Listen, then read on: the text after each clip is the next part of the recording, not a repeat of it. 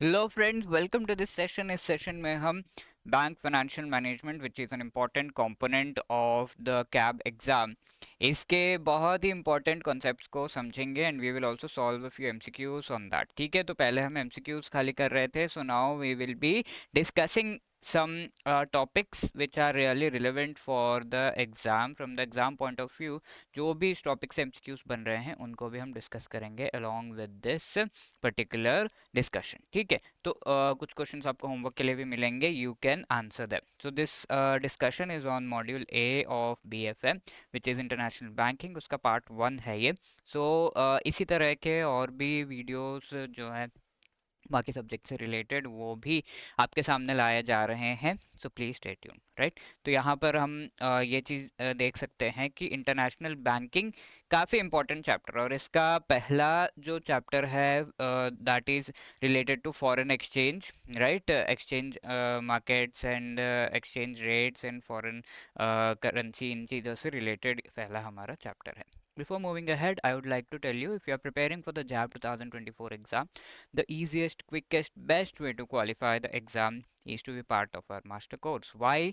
क्यों क्विकेस्ट वे है ये? बिकॉज बाकी कोर्सेज अगर आप देखोगे तो 400 प्लस आवर्स के जो हैं आपको वीडियोस प्रोवाइड किए जाते हैं, बट यहाँ पर आपको 200 आवर्स में सारा का सारा कंटेंट कवर किया जा रहा है।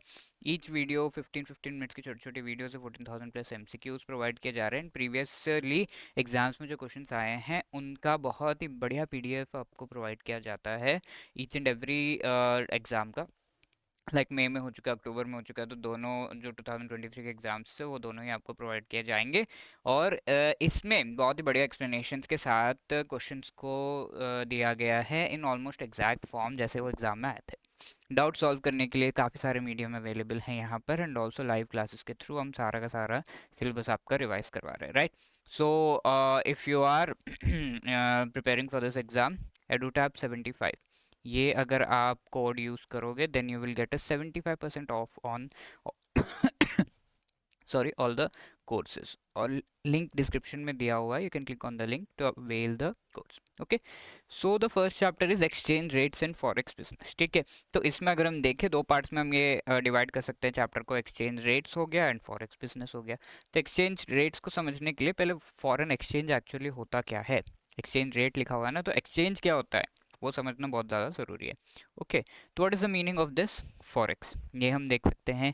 तो मीनिंग देखने के लिए हम एक्चुअली रेफर करेंगे टू द फीमा एक्ट। ठीक है, इंडिया के कॉन्टेक्स्ट में there is this act called the foreign exchange management act.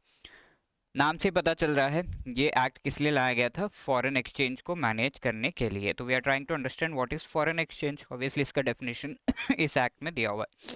तो what is the definition here? तो फॉरेन एक्सचेंज का मतलब होता है any foreign currency related transaction. ठीक है, ट्रांजैक्शंस में क्या आ सकता है? Anything payable, anything drawn. Right, payable, let's say मुझे किसी को कुछ पे करना है, फॉर एग्जांपल बैंक्स को पे करना है, डिपॉजिट्स हैं तो वापस देना है, क्रेडिट बैलेंस पेएबल्स हैं, ये सारे जो है पैसे मुझे पे करने। ड्रॉन यानी कि ऐसे कोई इंस्ट्रूमेंट्स जिससे जो है ये पैसों का ट्रांजैक्शन हो रहा है, फॉर एग्जांपल ड्राफ्ट्स हो गए, letter of credit, bill of exchange, ये सारे।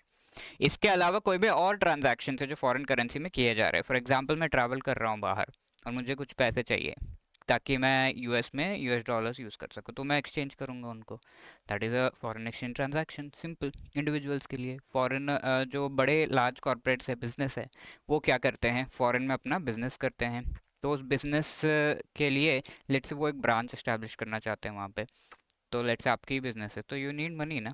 किस में होगा? रुपीस ले जाके आप यूएस में ब्रांच एस्टेब्लिश नहीं कर सकते, यूएस डॉलर्स में चाहिए, तो for that we exchange the money. तो that is what is called foreign exchange इस एक्ट के हिसाब से। अब इस के बेसिस पर ये सारे जो फॉरेन एक्सचेंज से रिलेटेड ट्रांजैक्शंस वो पर्टिकुलर मार्केट्स में होते हैं। ठीक है, और ये किस तरह का मार्केट है? ये एक फाइनेंशियल मार्केट है।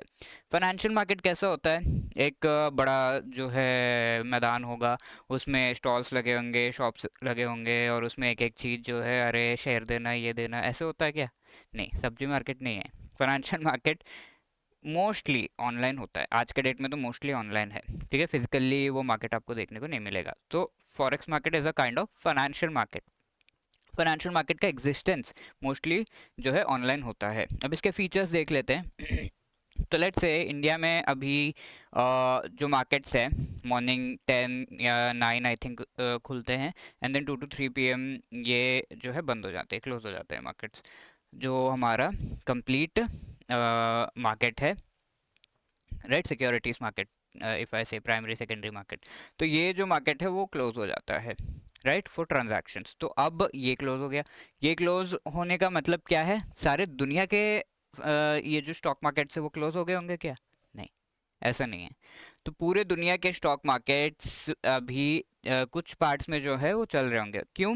जैसे हमारे यहाँ पर 3 PM हुआ, वैसे ही शायद किसी का 10 AM हो रहा होगा, वैसे ही शायद किसी का दिन शुरू हो रहा होगा किसी और कंट्री में। तो ऐसे केस में होता ये है कि कंप्लीटली हम ये कह सकते हैं कि हर समय 24 आवर्स जो है, ईच एंड एवरी टाइम पे कोई ना कोई फॉरेक्स मार्केट खुला रहता है। तो दैट इज वाई कोई ना कोई कंट्री का फॉरेक्स मार्केट खुला रहता है, तो दैट इज वाई इस मार्केट को 24/7 कहते हैं। ओके, तो 24/7 ट्रांजैक्शंस इसमें होते हैं, हर समय एवरी सेकेंड जो है ट्रांजैक्शंस हो सकते हैं इस पे। कोई भी brick and motor market place नहीं है, जैसा मैंने कहा एकदम मैदान है, शॉप्स लगे, ऐसा नहीं है, ठीक है, फाइनेंशियल मार्केट है। Over the counter transactions mostly होते हैं। तो फॉरेन एक्सचेंज क्या है? अरे मुझे पैसे चाहिए डॉलर्स में, तो मैंने लेट्स से यूएस के किसी व्यक्ति को पूछ लिया, तो वो डॉलर्स में मुझे पैसे दे रहे हैं, that is over the counter. कोई स्टॉक एक्सचेंज कोई यहाँ पर जो है इन्वॉल्व नहीं है।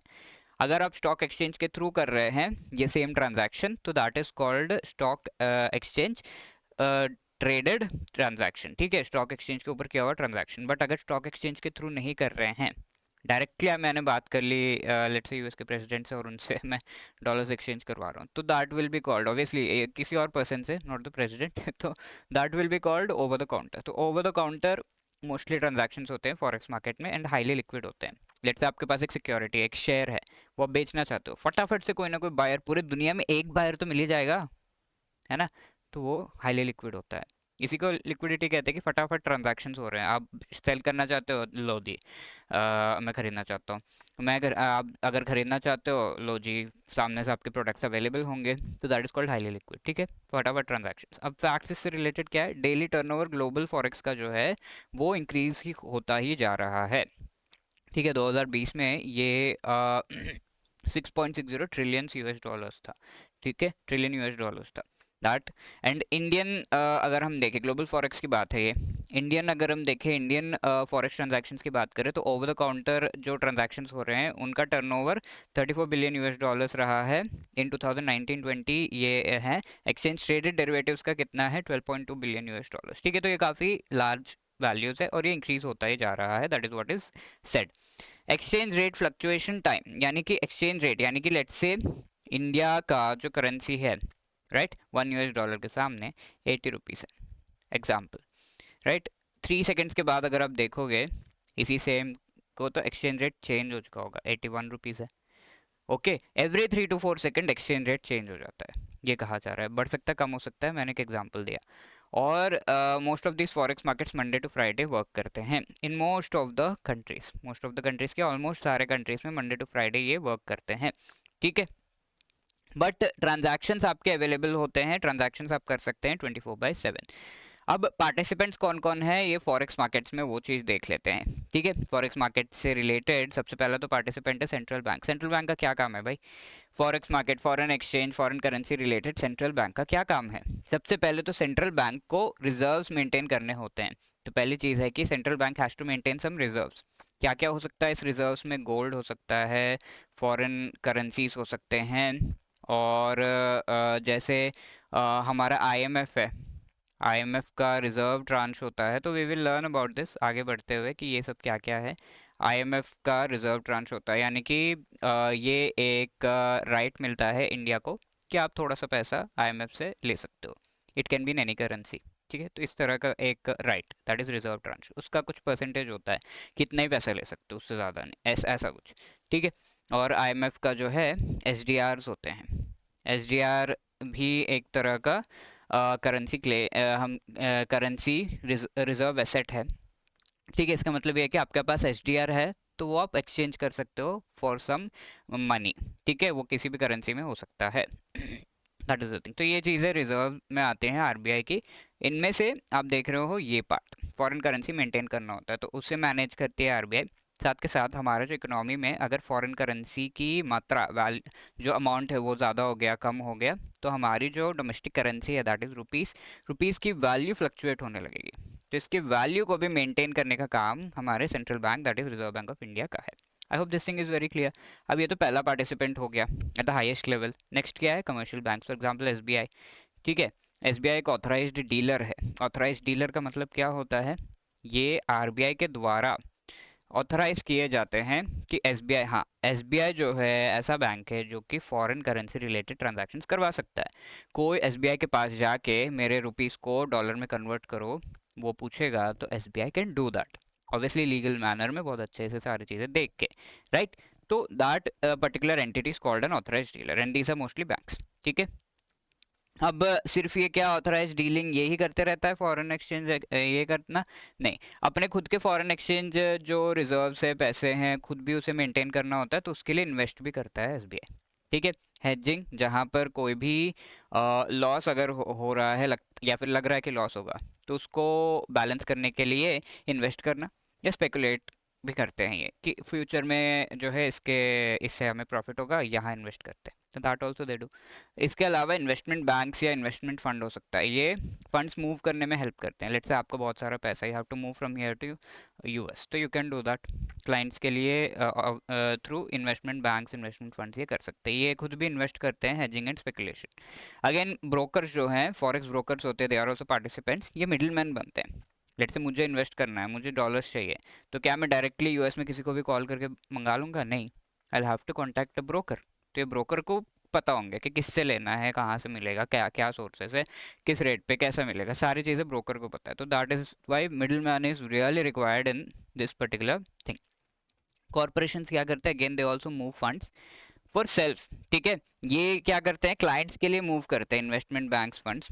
कॉर्पोरेशंस खुद के लिए मूव करते हैं मनी को, दे इन्वेस्ट ऑल्सो। अब इंडिविजुअल्स क्या करते हैं, इंडिविजुअल्स भी इन्वेस्ट करते हैं, हेजिंग, स्पेकुलेशन, ट्रेड, एंड जब वो ट्रैवल करते हैं तब भी वो फॉरेन एक्सचेंज रिलेटेड ट्रांजैक्शंस करते हैं। Okay, so these are the things. Apart from that, forex जो मार्केट से वो कैसे कैसे अफेक्ट होते हैं वो चीज़ें भी हमें पता होना चाहिए टाइम जोन के हिसाब से। ठीक है, तो लेट्स से यहाँ से आपको कुछ पैसे यूएस भेजने हैं, और वहाँ पर जो है यूएस भेजने के बाद, या फिर ऐसा एक कॉन्ट्रैक्ट आपने किया, आपने रुपीस भेज दिए, बट यूएस में एक वॉर हो गया, शुरू हो गया, तो वहाँ से पैसे आपको वापस मिलेंगे नहीं मिलेंगे, या फिर उस पर्टिकुलर वैल्यू पे मिलेंगे नहीं मिलेंगे, तो आपका एक तरीके से लॉस हो गया। तो टाइम जोन के डिफरेंस की वजह से, या फिर किसी और कंट्री में पैसे सेंड करने की वजह से फॉरेक्स मार्केट जो है इफेक्ट होते हैं। इसके अलावा गवर्नमेंट पॉलिसीज भी इसे इफेक्ट करते हैं। फॉर एग्जांपल, यूएस के प्रेसिडेंट ने कह दिया कि अब इंडिया से पैसे नहीं आएंगे, एक्सचेंज हम नहीं करेंगे इंडिया के पैसे, तो इंडिया भेज के क्या करेगा, एक्सचेंज करवा पाएगा नहीं। तो ये गवर्नमेंट की पॉलिसी है, right. So these things affect the forex markets. तो a few things related the forex market, what is the meaning, वो चीज़ हम थोड़ा सा देख चुके हैं, क्या इफेक्ट होता है, पार्टिसिपेंट्स कौन है। So we have understood a few things here. Okay, बाकी चीज़ें नेक्स्ट क्लास में हम देखेंगे। Now let us try to answer this question, which among the following can be called foreign exchange. ठीक है, domestic currency, foreign exchange, exchange of currency of one country into that of another. Obviously domestic currency को हम क्यों foreign exchange कहेंगे, domestic currency हमारी currency है, तो foreign exchange नहीं है, फॉरेन करेंसी एंड एक्सचेंज ये दोनों हो गए, तो 2 and 3 only, that is B will be the right answer, right. I hope that is clear. Second question तो आपको अच्छे से एक्सप्लेनेशन भी यहाँ पे दे दिया गया है, you can go through. Which among the following statement is correct with respect to foreign exchange rates. Foreign exchange rates denote the price or the ratio or the value which one currency is exchange for another currency. अभी अभी हमने discuss किया exchange rate क्या होता है। Exchange rate is dynamic rate which varies depending upon a variety of factors. Obviously very होता है, right. Very generic statement दोनों ही सही है, सो C both 1 and 2 is correct. ठीक है, यहाँ पर यही चीज़ दी हुई है। अब ये क्वेश्चन आपके लिए होमवर्क है। Which among the following forex participant moves funds from one country to another using foreign exchange as a vehicle, as investment, as also hedging their investments in various countries or currencies? ठीक है, तो इनमें से कौन इस पैसे को इस तरीके से मूव करता है, राइट। वेरी क्लियरली हम ये चीज़ डिस्कस कर चुके हैं। You have to give the right answer in the comment section. I hope you have enjoyed the session, but before ending the session let me again remind you कि अगर आप JAP 2024 की preparation कर रहे हो, the quickest way to qualify that is to be part of our courses. ठीक है, courses जो है completely all the 4 subjects which are I F S R B W M A F M and P P B, चारों subjects का complete master course combined मिल रहा है. Also we have individual courses, you can avail any of them. Click the link given in the description. और edu tap